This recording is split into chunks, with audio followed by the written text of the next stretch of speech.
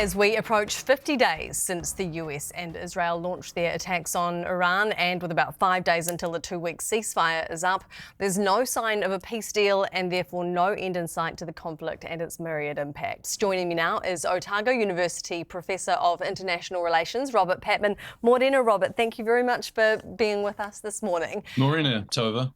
Pleasure. How achievable is a peace deal at this point in the conflict, do you think? I think there's some momentum in that direction now. Both the two superpowers, China and the US, want to get it done for different reasons. And Iran, which has suffered enormously from the 13,000 or more strikes on it by US and Israel, would like to get it done. The key thing here is that both sides want to have a deal in which they can both claim victory.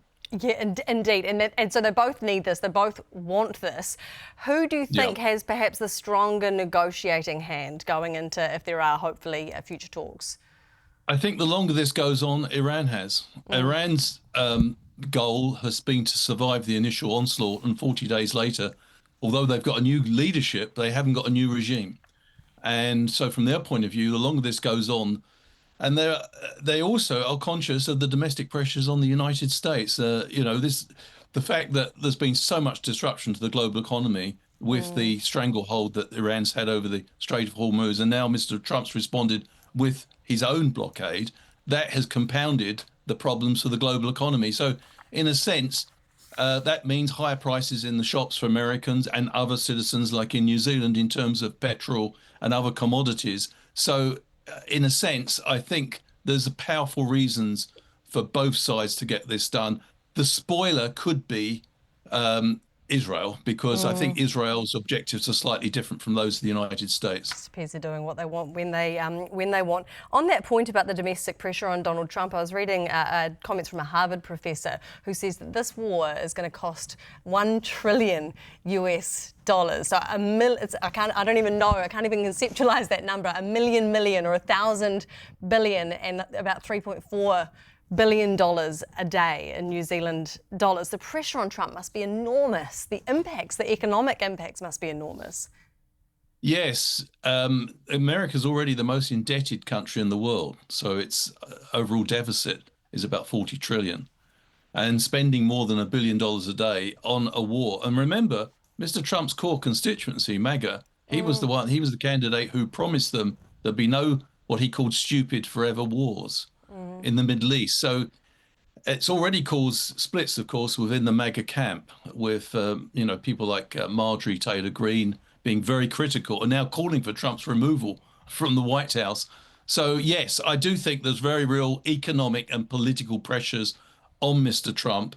Mr. Trump's just achieved a ceasefire in Lebanon, which was a major sticking point, by the way, Tova, in the first round of talks which occurred in Islamabad. So that may have cleared the way for a US-Iran deal. I'm not sure it will bring much relief to the long-suffering citizens of southern Lebanon, where 1 million people have been displaced by the Israeli incursion there. So much damage already done. Really interesting your point about MAGA as well, because we've seen the kind of Sean Hannitys and the Alex Joneses of the world turning on Donald Trump too.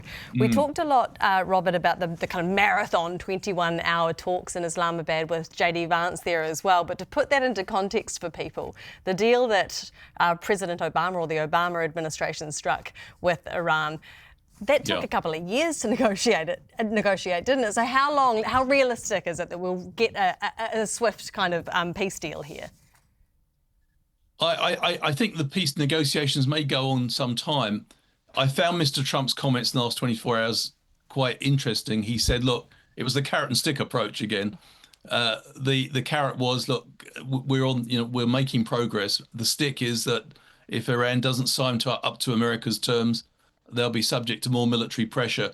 But we have to make a distinction here between the declaratory side of American policy, the rhetoric, some of which is for domestic consumption, and the actual substantive position. Again, JD Vance, who opposed the war, he was the only member, as far as I could see, of the administration that was against the war. He's leading the delegation. And the American delegation in the next round of negotiations. We don't know their timing, but they're going to occur in Islamabad. And I think that the choice of Vance is significant. I do think there's real pressure on the American side, more pressure than Mr. Trump wants to acknowledge on getting this settled.